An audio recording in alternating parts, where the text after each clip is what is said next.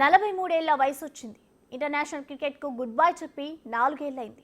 అయినా సరే మహేంద్ర సింగ్ ధోని బ్రాండ్ వాల్యూలో ఏమాత్రం తేడా లేదు. రోజు రోజుకు పెరుగుతూనే తప్ప అస్సలు తగ్గట్లేదు. ఇప్పటికీ ఇండియాలోని పాపులర్ బ్రాండ్ ఎండార్స్మెంట్లలో ధోనీదే అప్పర్ హ్యాండ్. జార్ఖండ్లో పోలింగ్ స్టేషన్లను ఓటర్లను రప్పించాలన్నా, గ్లోబల్ ఆటో దిగ్గజాల కోసం ప్రమోషన్స్ చేయాలన్నా అందరికీ ధోనీనే కావాలి. ఇండియాలోని మిగతా పాపులర్ పర్సనాలిటీస్తో పోలిస్తే ధోని ఒక్కటే అందరి అటెన్షన్ని గ్రాప్ చేయడంలో ముందున్నాడు.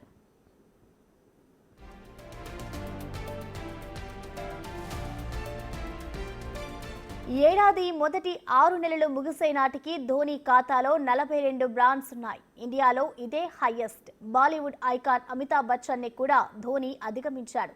బిగ్ బి బ్రాండ్ ఎండార్స్మెంట్లు 41 మాత్రమే. లేటెస్ట్ గా యూరో గ్రిప్ టైర్స్ ని ప్రమోట్ చేసేందుకు ఆ సంస్థతో ఒప్పందం కుదుర్చుకున్నాడు ధోని. అంతేకాదు ఈ ఏడాది ధోని బ్రాండ్ ఎండార్స్మెంట్లలో చాలానే యాడ్స్ ఉన్నాయి.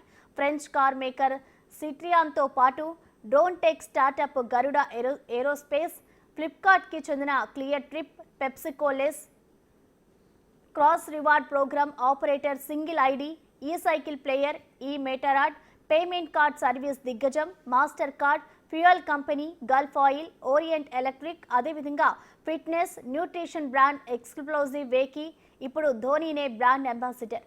ఇప్పటికే మిస్టర్ కూల్ లిస్ట్లో ఉన్న బ్రాండ్లకు ఇది అదనం. ధోని కేవలం బ్రాండ్స్ విషయంలోనే జనంపై ఇంపాక్ట్ చూపడం లేదు. అతని బ్రాండ్ ప్రజల కోసం, ప్రజాహితమైన కార్యక్రమాల కోసం కూడా అవసరమవుతోంది. గత నెలలో జరిగిన జార్ఖండ్ ఎన్నికల్లో ఓటింగ్ పర్సంటేజ్ పెంచేందుకు, ఓటర్లు ఓటు వేసేందుకు ప్రజల్ని పోలింగ్ బూత్ దాకా రప్పించేలా ఎన్నికల కమిషన్ ధోనీతో ప్రచారం చేయించింది.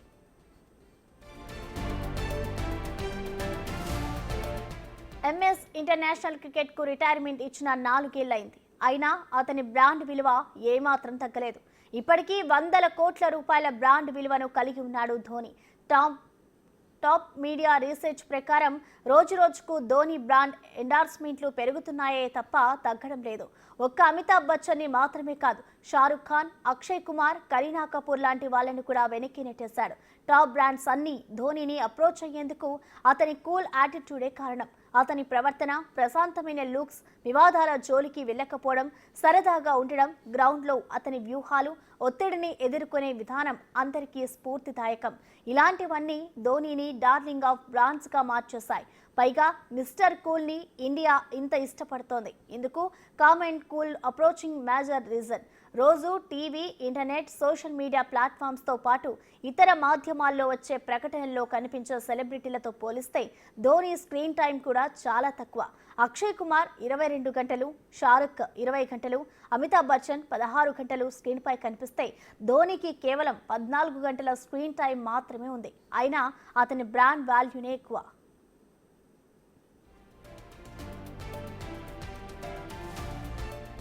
ధోని బ్రాండ్ వాల్యూ ఐపీఎల్లో అతను ఆడుతున్న చెన్నై సూపర్ కింగ్స్ టీంకి కూడా బాగా కలిసొచ్చింది.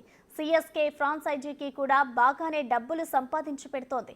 $231 మిలియన్ బ్రాండ్ వాల్యూతో ఐపీఎల్ ఫ్రాంచైజీల్లో సిఎస్కేని టాప్లో నిలబెట్టింది. ధోనికి ఉన్న బ్రాండ్ వాల్యూనే. ధోని కెప్టెన్సీ చెన్నై టీంకి ఇండియా వైడ్గా మాస్ ఫాలోయింగ్తో పాటు స్పాన్సర్లని అట్రాక్ట్ చేసేందుకు ఉపయోగపడుతోంది. సిఎస్కేకి ధోని ఫేస్ మాత్రమే కాదు, దాని సక్సెస్ కి మేజర్ కాంట్రిబ్యూటర్ కూడా.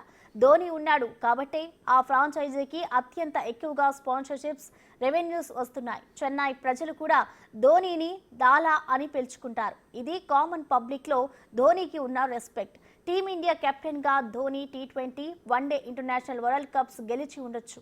అయినా అతను పబ్లిక్ తో కలిసిపోయే విధానమే మిస్టర్ కూల్ ని మోస్ట్ యాక్సెప్టబుల్ బ్రాండ్ అంబాసిడర్ గా నిలబెట్టింది.